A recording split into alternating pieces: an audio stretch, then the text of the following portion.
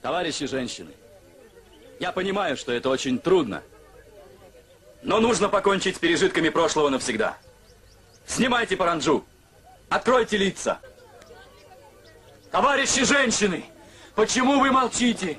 Сегодня же ваш день, 8 марта. Скажите же свое слово, женщины.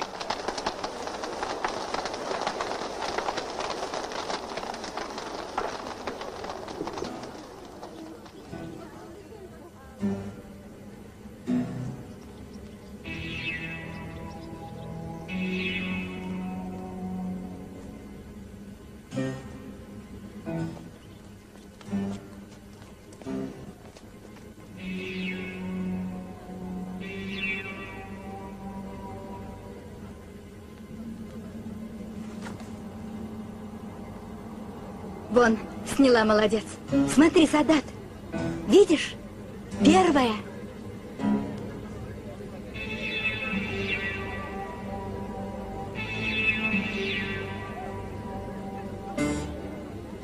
Проклятые безбожники! Аллах не простит такого кощунства!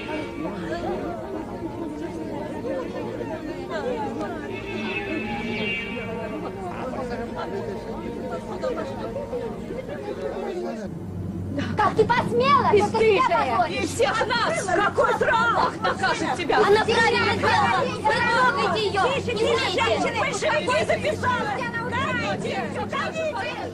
Хамзака! Помогите мне снять паранджу.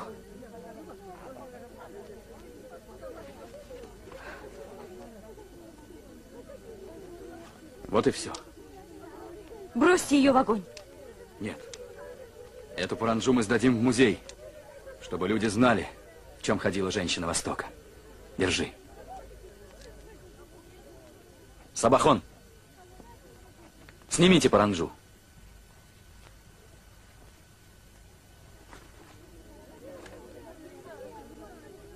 Прочтите стихи.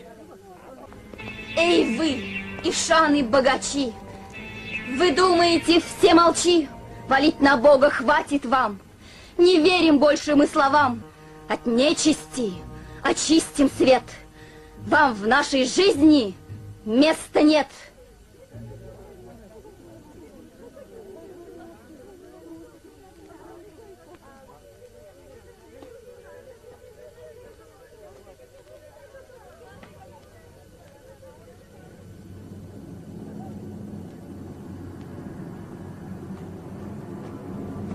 Тварь, чтоб отсох твой язык! Дочка, что ты сказала про наших уважаемых мулла-ишанов? Ну-ка, повтори. Ишаны, мулы входят в раж. Они взбесились и кричат, но жив призыв их. Бесстыжая!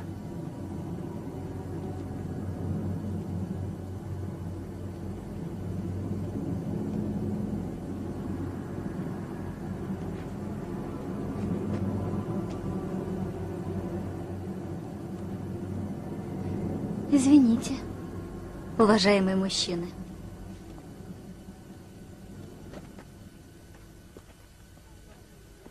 Эти стихи написал я. Если хотите, могу повторить еще раз. Эй, Юсупбек, времена меняются, а ты, как слепец, ничего не видишь. Посмотри, какие красавицы! Надо радоваться, что судьба к нам благоволит. Сразу столько прекрасных девушек, когда ты еще увидишь, так и будет перед тобой всю жизнь старое лицо твоей сварливой жены.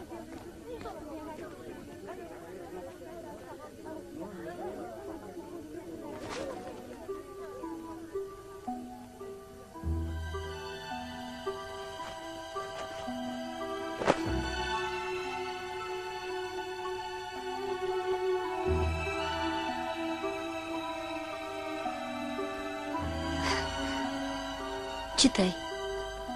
Из тьмы Чимата, как из тучи луна, блесни лицом. Из темной жизни выходи, зарею ясный будь. Лучи учености возьми, а не сурьму для глаз. Войди в дворцы наук, искусств, для всех прекрасной будь. Смелее, Жаира, смелее!